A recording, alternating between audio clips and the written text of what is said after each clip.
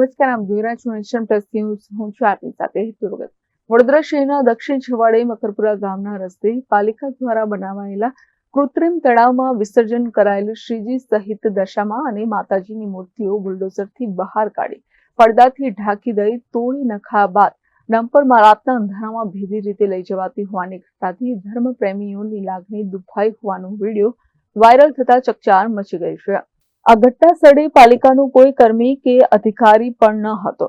જનરક્ષક 112ની આવી પહોંચેલી પોલીસે ડમ્પરમાં છુપાયેલ ડ્રાઈવરની પૂછપરછ કરતા ઉટપટાંગ જવાબ આપતો હતો. મકરપુરા પોલીસ ઘટના સ્થળે ફરકી ન હતી.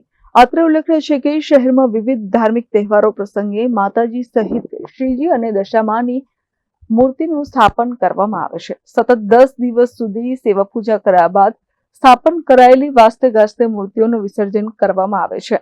આ અંગે પાલિકા દ્વારા વિવિધ વિસ્તારમાં કેટલાક કૃત્રિમ તળાવો બનાવવામાં આવ્યા છે, જે પૈકીનું કૃત્રિમ તળાવ મકરપુરા ગામના હનુમાનજી મંદિર તરફના રસ્તે બનાવવામાં આવ્યું છે.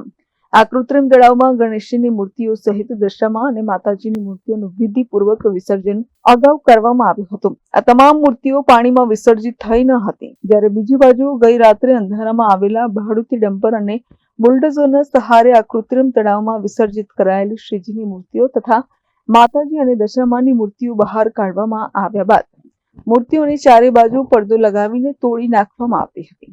ત્યારબાદ ડમ્પરમાં ભરીને લઈ જવાતી હોવાની જાણ થતા ધર્મપ્રિય લોકોની ધાર્મિક લાગણી દુભાઈ હતી. આ અંગે કેટલાક જાગૃત નાગરિકોએ મકરપુરા પોલીસ સ્ટેશનમાં ઘટના અંગે જાણ કરી હતી, પરંતુ લાંબા સમય સુધી કોઈ ફરક્યું ન હતું. પરંતુ જનરક્ષક 112ને જાણ કરાતા ગણતરીની મિનિટોમાં આવી ગયા હતા. તપાસ દરમિયાન ડમ્પરમાં છુપાયેલા ડ્રાઈવરને બહાર કાઢવામાં આવ્યો હતો અને પૂછપરછ કરતા ઉટપટાંગ જવાબ આપતો રહ્યો હતો.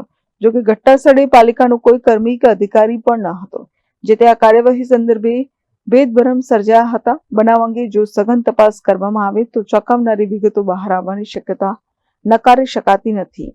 Bureau report, nation plus news, Vadodara. સમાચારોના સતત અપડેટ મેળવવા માટે અમારી નેશન પ્લસ ન્યૂઝની યુટ્યુબ ચેનલને સબસ્ક્રાઇબ કરો, બેલ આઇકન દબાવો અને જોડાયેલા રહો ફેસબુક, ઇન્સ્ટાગ્રામ અને ટ્વિટર પર.